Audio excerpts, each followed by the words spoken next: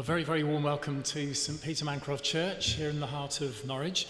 I'm Edward Carter, the vicar here, and every Wednesday at 1 o'clock we have a reflection as part of our ministry here at the church. So it's lovely that any of you here in the church are visiting, and do carry on enjoying looking around if you'd like to, or do listen in to my reflection. But also a welcome to any of you joining us on the live stream, or maybe catching up later on.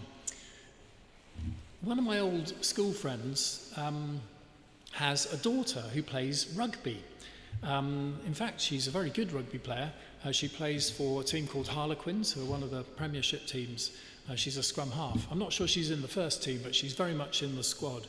And amongst her achievements have been certainly playing for England, the England under-20s, as well as other distinguished things, and particularly rugby sevens. She's not actually at the Women's Rugby World Cup, but maybe in 4 years' time she will be, who knows. But certainly my interest in her career through my old school friend has prompted me to take a bit of an interest in the Women's Rugby World Cup. It's actually happening right now as I speak in September, various matches over the coming weekends. And indeed there were some games this past weekend, and I'll just give you some of the results to give you an idea of what's been happening in case you're not following it yourself. So England beat Samoa 92 points to 3. So that was a 92-3 victory, England versus Samoa. France beat Brazil 84-5. And New Zealand 62, Japan 19. So a little bit closer, that one. Anyway, you can see there have been some huge and, I have to say, rather easy victories, some rather overwhelming victories that have happened at the Women's Rugby World Cup. But also some close games. So South Africa beat Italy, something of a surprise, 29-24. So that's just within one score, quite close. And the USA and Australia, again this weekend just gone, drew 31 points each. So that couldn't have been closer.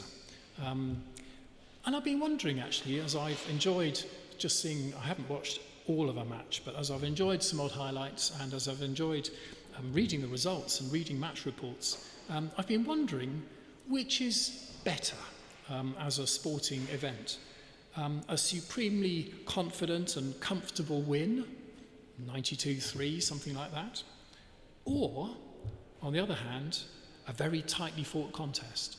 Perhaps that 31 points each draw between the USA and Australia. Which is better, a supremely easy win, a comfortable win, or a tightly fought and close contest? It's a bit of a silly question to ask in a way, which is better, because they're both great. They're both real sporting events, of course, and indeed hats off, as they say nowadays, to all the players involved for some really great rugby. But as I pondered these matches, these results, I began to think about them as a kind of, well, almost a parable, I suppose, or an illustration of life itself. Is it better, I began to ask myself, to have a moment, perhaps a day or a week, when everything just clicks into place, when everything goes perfectly, when everything you attempt comes off? A bit like the 92-3 victory that England won at the weekend. Is it good to have a day like that when you just achieve everything, and indeed you kind of overachieve in terms of what you were expecting? Or, on the other hand, completely different, is it better to have a moment in life, perhaps a day, perhaps a week, when things are quite a struggle, quite, well, yes, intense, a bit like the 31 points each draw, when you really have to work hard just to hold the line, and then perhaps just to prevail in what you're trying to achieve? Again, asking which is better is probably not a helpful way of putting it, because of course in truth, if your life is anything like mine, life contains both of those kinds of experiences. Certainly moments, and they're glorious, aren't they, when things just work, when everything falls into place. Perhaps a carefully prepared plan, just you fulfill everything nicely. That's wonderful and glorious when it happens. But also those times when you really have to work hard at something and when you just manage to stop a disaster happening perhaps. Even that in its own way is a very important and precious part of life. And I suppose if I'm honest with myself, I hope to have both of those kinds of experiences as part of life. Maybe at different times, of course, but taken together, they both contribute to a rich experience of what life can be. Well, as I said at the start of my reflection, I'm the vicar here. So for me, of course, my Christian faith is very important. And so I began to ask myself a kind of follow-up question. Which kind of rugby match, the crushing victory or the tightly fought draw, which kind of match is most like the experience of being a Christian? Maybe, on the one hand, with God, things go really well. A sense of being really blessed by God.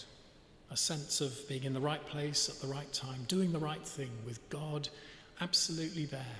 That kind of vocational sense of doing what God's purposes are, finding those purposes, and then finding oneself really blessed as life plays out. Maybe that.